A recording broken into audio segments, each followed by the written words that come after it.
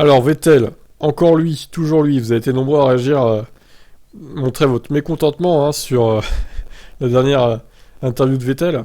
Son engagement pour l'écologie est connu désormais bien au-delà des paddocks. Vettel est un ver dans l'âme, et pas seulement parce qu'il court pour Aston Martin. Quels arguments reviennent les premiers à l'esprit de Vettel?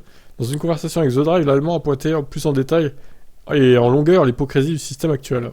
Revenant sur le message efficacement provocateur de son t-shirt porté à Miami, Act Now or Swim Later, le quadruple champion du monde a ainsi souligné pourquoi il s'était senti comme intimement poussé à s'engager publiquement pour une rupture avec le modèle actuel. Quand vous pensez que dans 50 ans, nous ne pourrons pas être à Miami parce que ce sera sous les eaux, et ce dont on parle n'aura pas seulement un impact sur une génération lointaine dans le futur, ce qui sera toujours très injuste, mais sur nos enfants et la prochaine génération. Les gens demandent pourquoi est-ce si important pour vous, et je ne comprends pas la question. Ça devrait être important pour tout le monde. Ça, on est d'accord. Pour autant, comment Vettel vit-il cette contradiction apparente, qui le conduit aujourd'hui à être payé pour conduire des voitures de sport hautement consommatrices de carburant fossile? Il n'élude pas le sujet. Nous sommes tous des hypocrites, mais je serais très heureux si nous trouvions un moyen de ne pas brûler de carburant en Formule 1. Ce que le sport automobile devrait avoir en commun, c'est d'utiliser la puissance de l'ingénierie, la détermination et la motivation de tous pour pousser les performances pour le bien commun, et nous ne le faisons pas. La technologie que nous avons dans la voiture est fascinante, mais elle est inutile. Nous avons une plus grande responsabilité. Je ne suis pas exemple parfait, dans une certaine mesure, nous ne le sommes pas tous. Évidemment, les grands constructeurs transfèrent l'hybride de la F1 à la voiture de route, mais c'est à peu près tout. Plus que des voitures avec du carburant propre, Vettel rêve d'un monde avec beaucoup moins de voitures. Imaginez comment ça serait s'il n'y avait pas autant de voitures, ce serait une meilleure version de Miami Beach. Pourquoi s'accrocher à quelque chose si nous savons que c'est mauvais et que ce n'est pas l'avenir? Je veux dire, nous aimons les voitures, c'est quelque chose que tous les pilotes ont en commun. Toutes les personnes qui travaillent dans le paddock ont ça en commun.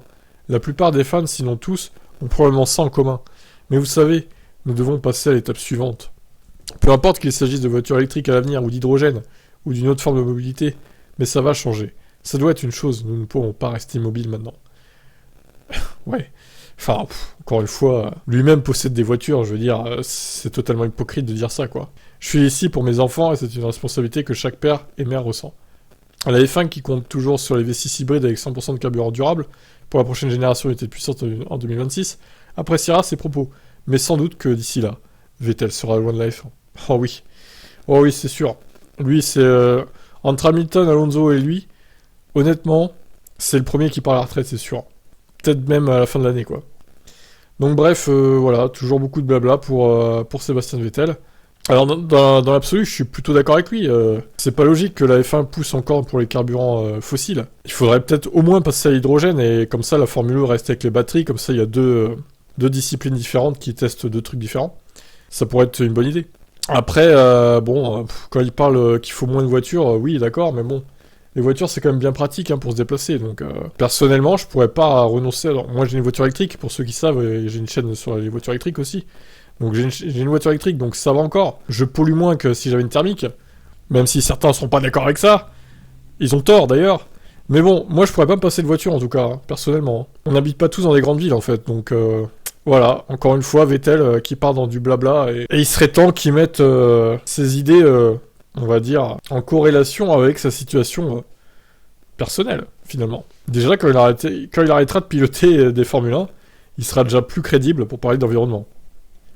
C'est mon avis. Voilà, à vous de me donner le vôtre. Ciao.